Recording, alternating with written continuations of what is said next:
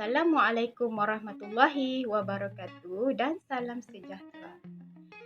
Saya Mastura binti Hanafi, pelajar dari OUM Kuching Sarawak. Kali ini saya akan membentangkan subjek pengantar komunikasi kod ABCC 1103. Tajuk pembentangan saya adalah yang pertama, instalasi teknologi komunikasi ke atas hubungan peribadi. Yang kedua, kelebihan dan kekurangan penggunaan teknologi di tempat kerja atau dalam sesebuah organisasi. Sebelum membincangkan tentang implikasi teknologi komunikasi ke atas hubungan peribadi, saya akan menerangkan dulu secara ringkas apa itu teknologi komunikasi. Okey, teknologi komunikasi adalah segala hal yang berkaitan dengan proses penyampaian informasi dari pengirim ke penerima. Contohnya, teknologi komunikasi adalah telefon dan website, blog yang menyampaikan informasi atau menyebarluaskan informasi. Inovasi dan teknologi komunikasi telah memberi kesan kepada cara kita membentuk hubungan. Kita boleh berhubung dengan individu yang tinggal beratus atau beribu kilometer dari kita dan menggunakan teknologi ini. Contohnya, kita berada di Malaysia namun masih boleh berhubung dengan saudara kita yang berada di luar negara. Dalam arus kemodenan ini, terdapat pelbagai aplikasi yang dapat menghubungkan ahli keluarga dan rakan-rakan ketika berada di berjauhan. Antaranya ialah aplikasi WhatsApp, Telegram, WeChat dan banyak lagi. Selain dapat berkomunikasi secara bertulis, dengan alat ini juga, individu, ahli keluarga dan rakan-rakan dapat berkomunikasi dengan panggilan suara ataupun panggilan video. Walaupun terdapat banyak manfaat dan kelebihan dalam kecanggihan teknologi kini, namun terdapat juga kesan negatif dalam penggunaan teknologi ini.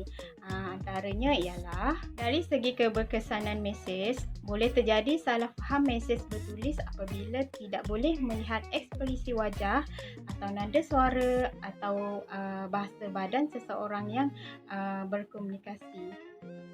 Selain itu, kurangnya komunikasi bersemuka antara ibu, bapa dan anak-anak kerana teruja menggunakan pelbagai aplikasi teknologi komunikasi akan menyebabkan hubungan antara ibu dan bapa anak-anak menjadi renggang, yang mungkin kurang belayan atau sentuhan dari ibu bapa. Dengan penggunaan yang kerap, teknologi komunikasi ini boleh melalaikan individu, contohnya melayari Facebook, Instagram dan TikTok tanpa batasan waktu. Okey, objektif yang kedua untuk pembentangan kali ini adalah mengenai kelebihan dan kekurangan penggunaan teknologi komunikasi di tempat kerja atau sesebuah organisasi. Perkembangan teknologi komunikasi telah membuka lembaran baru dalam perhubungan manusia dan membawa perubahan dalam organisasi atau di tempat kerja. Teknologi yang sesuai akan memberi kesan kepada pelaksanaan tugas dan mencapai matlamat organisasi. Fungsi teknologi kini juga dapat dilihat semakin berkembang di dalam organisasi dan dapat meningkatkan kecekapan pihak pengurusan dalam pelbagai aspek, terutama yang melibatkan kos, di mana dengan adanya penggunaan teknologi, kadar kesilapan turut dapat dikurangkan dan sekaligus dapat membantu prestasi pekerja yang menjalankan urusan tersebut. Dengan adanya teknologi pada masa kini, pelbagai aplikasi boleh digunakan untuk memudahkan proses pembelajaran dan pengajaran seperti Google Meet, Zoom Meeting, Google Classroom dan sebagainya.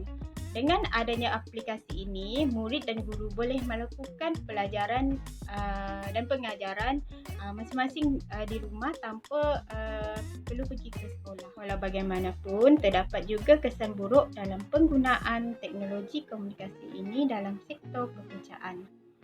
di mana ramai pekerja terpaksa dibuang bagi mengurangkan tenaga kerja di jabatan dan organisasi akibat perkembangan teknologi dengan kewujudan pelbagai mesin yang canggih dan robot-robot yang mampu menyelesaikan pelbagai jenis pekerjaan dalam tempoh masa yang singkat tanpa bantuan atau pengendalian dari ramai pekerja. Mesin-mesin dan robot pintar ini mendominasi bidang pekerjaan yang sepatutnya dilakukan oleh manusia, namun disebabkan perkembangan pesat dalam bidang teknologi, ramai pekerja berhadapan dengan pembuangan dan pengurangan tenaga kerja di setiap jabatan dan organisasi. Akhir sekali, jelaslah penggunaan teknologi ada impak negatif dan positif yang harus kita hadapi seiring dengan arus pemodenan ini. Sekian, terima kasih. Assalamualaikum warahmatullahi wabarakatuh.